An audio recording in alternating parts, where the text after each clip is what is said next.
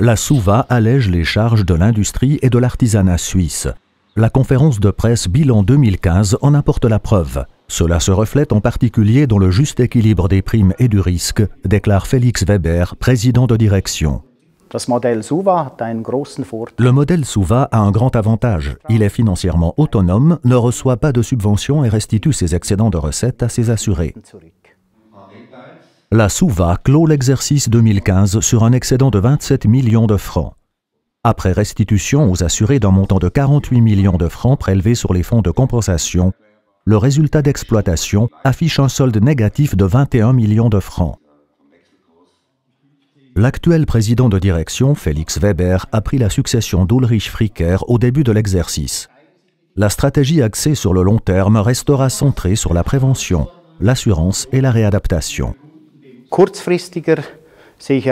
À plus brève échéance, il faudra relever le défi consistant à dégager un rendement suffisant sur les capitaux en dépit de la situation sur les marchés financiers.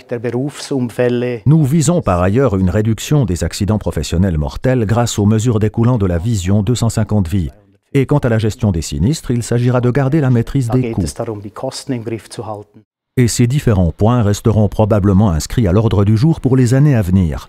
La révision de la LAA s'est pour sa part achevée à l'automne dernier, au terme de 10 années de travaux.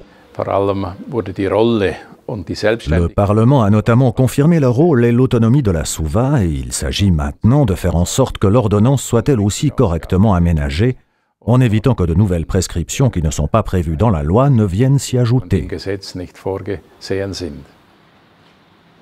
À la fin mai 2016, la Suva affichait une performance de 1,1% sur ses placements et un taux de couverture estimé à 134%.